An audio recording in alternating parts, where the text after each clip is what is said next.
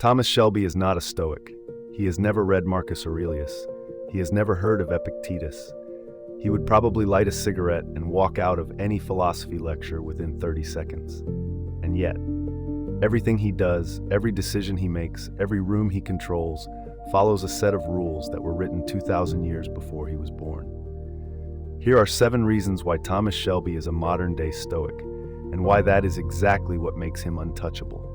The Stoics called it apatheia, not the absence of emotion, the refusal to be enslaved by it. Watch any scene where Thomas Shelby receives bad news. A deal collapses, an ally betrays him, someone he loves is threatened. His face does not change, his breathing does not shift. The men around him panic, shout, reach for weapons. Shelby lights a cigarette.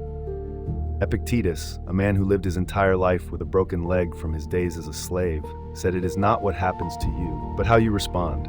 Shelby responds to everything the same way. Stillness. And that stillness terrifies people more than any gun ever could. The Stoic does not suppress emotion. He feels everything. He just refuses to let feelings make his decisions. He chooses which emotions get to drive and which ones ride in the back. There is a scene where a man holds a gun to Shelby's head. The trigger is about to be pulled.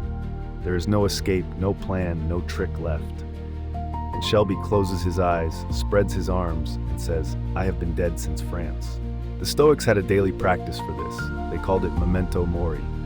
Remember that you will die, not as a threat, as a liberation. Marcus Aurelius, Emperor of Rome, wrote in his private journal, "You could leave life right now. Let that determine what you do and say and think." Shelby lives this every single day. He does not hope for the best. He does not fear the worst. He has already walked through the worst in his mind so many times that the real thing feels like a rerun. A man who has already accepted the end cannot be threatened with anything less. That is not nihilism. That is the most dangerous kind of freedom. Count the words Thomas Shelby speaks in any negotiation, then count the words the other person speaks. It is never close. The other person talks 3 times, 5 times, 10 times as much, and every extra word they say is a gift to Thomas Shelby, because every word reveals something, a fear, a need, a weakness they did not mean to show. Zeno, the founder of Stoicism, said we have 2 ears and 1 mouth for a reason. Listen twice, speak once, and if you can, speak not at all. Shelby uses his in exactly that ratio. He does not argue, he does not defend, he does not fill silence with noise. He lets other men talk themselves into corners while he watches. And when he finally speaks, he says one sentence that ends the conversation. The Stoics knew that silence is not the absence of power. It is the purest concentration of it. Even his own family does not know what he is planning. Arthur does not know. Polly does not know. His brothers, his allies, sometimes even his wife, none of them have the full picture, and it drives them insane. Seneca, the wealthiest philosopher in Rome, wrote, "If you wish your secrets to be kept, keep them yourself." The moment you share a plan, it stops being yours. It becomes subject to the other person's fear, ambition, and loose tongue. Shelby never shares a plan for validation. He never announces a move before making it. His strategy is revealed only through action. By the time anyone understands what he did, he has already moved 3 steps ahead. The Stoic does not seek applause for his intentions. He lets results do the speaking. And the results always arrive as a surprise. There is a recurring image in Peaky Blinders. Shelby walking, alone, through the fog, through the rain, through empty streets at 3 in the morning. No bodyguard, no brother, no companion. Just him, his coat, and whatever is churning behind those eyes. The Stoics called this autarkia, radical self-sufficiency. Not loneliness, not isolation. The ability to be alone without being incomplete. Seneca wrote, "The greatest thing in the world is to know how to belong to oneself. Not to a group, not to a movement, not to another person's idea of who you should be." Shelby belongs to no one. His life happens whether anyone sees it or not. And that is exactly why the world adjusts to him. He is not pulled by the crowd. He walks in his own direction, at his own pace, and the world follows. The war broke him. France broke him. The tunnels, the mud, the men who died beside him. He carries shrapnel in his body, nightmares in his sleep, and a limp that never fully healed.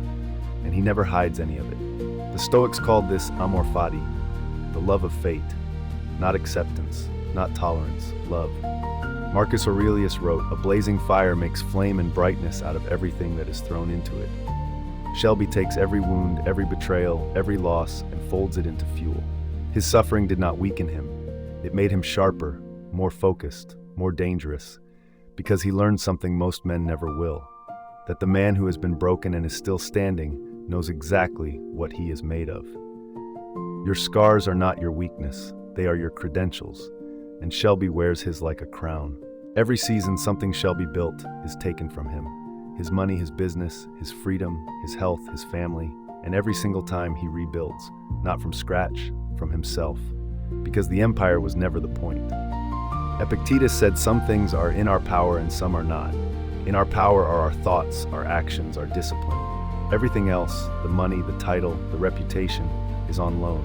Shelby's empire can burn, his reputation can be destroyed, his body can be broken, but the mind that built it all, the discipline, the vision, the cold clarity that walks out of every fire untouched, that is the deepest Stoic truth, and Shelby lives it without knowing its name.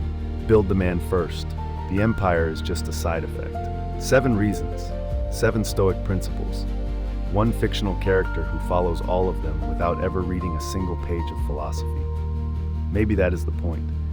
The Stoics did not write their ideas for classrooms. They wrote them for men in the arena, men under pressure, men who had to make decisions that carried real consequences.